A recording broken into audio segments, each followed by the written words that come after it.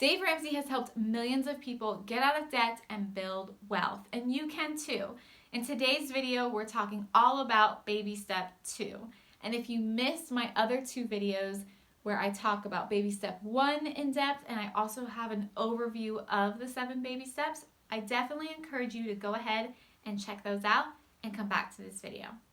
But we are in the series 7 baby steps, and right now we're talking about getting out of debt. Baby step 2 is all about paying off your debt with the exception of your home, if of course you are a homeowner. So how does Dave Ramsey recommend you go about that? Well, Dave Ramsey really believes in a debt repayment plan known as the debt snowball. So the debt snowball plan says that you're actually going to list out all of your debts from smallest balance down to the largest balance. So whatever that amount is you owe. So take all of your debts, list them out, and the debt that has the least amount owed is the very first debt you're going to tackle. Now this looks a little different from the debt avalanche repayment plan, which suggests you go by interest rates. And if you want to know more about the difference between the debt snowball and the debt avalanche repayment plan, I've done an entire video on that you can go and check out on this channel as well. But Dave Ramsey says the debt snowball method works best, and he says that for, well, one of 2 reasons. But the big reason is the psychology behind getting small wins early.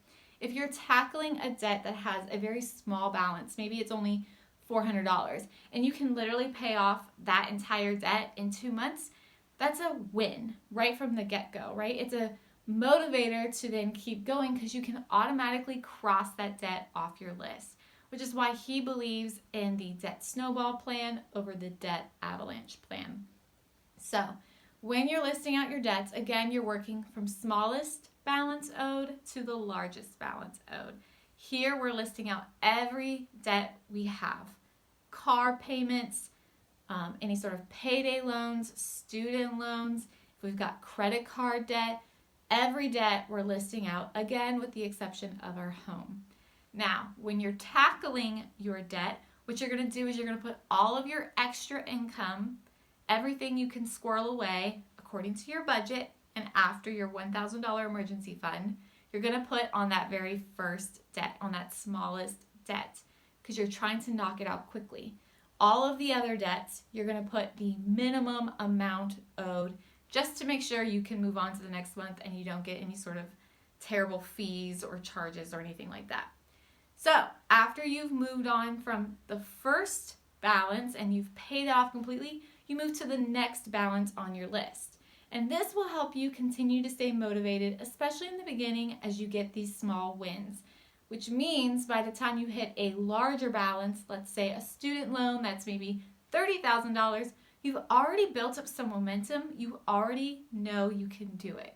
You've already crossed some of those debts off your list, and now you can say to yourself, I know this is possible. I've done this before. It's just going to take me a little longer. Now, to be completely fair, what you don't want to do in baby step 2 is get complacent. This is the trap that a lot of people can find themselves in. Just because it may seem daunting and it may take a while doesn't give you an excuse to slow down. As Dave says, you need to have gazelle intensity. And he says that because you need to picture yourself running from a lion that wants to eat you, right? A gazelle is running from danger. It's literally running for its life. And that's what you need to remember. That's why you only start with a $1,000 emergency fund. And that is why you want to get out of debt as quickly as possible. You want to throw all of your extra income outside of the bare necessities, which is, of course, shelter, food, water, things like that. Everything else you want to put towards paying off this debt so you can pay it off as quickly as possible. Now, of course, if you have a larger income, it just means you have a larger shovel, so to speak, as Dave says. But it doesn't mean that if you have a smaller, maybe more meager income, you cannot pay off lots of debt and you can't do it quickly. You can. And if you want ever to have a source of inspiration, I love listening to some of those debt-free screams that Dave Ramsey has on his show every now and then. It's a great motivator because a lot of times you'll find people who've just worked their butts off. They don't have extravagant incomes. They've worked really hard and they've put all of their money to work to pay this debt down so they could be debt free. So I definitely encourage you to always check those out if you're losing some inspiration, if you want to get some motivation along the way, because there are hundreds of thousands of people just like you who are struggling to pay off debt, but there are just as many people who've done it. And I just, again, want to say to you out there, if you are struggling with debt, this is something that a lot of people are dealing with. A lot of people go out into the world with debt, and it's really unfortunate, but the reality is you can control your finances. You can take control back. You can have financial freedom.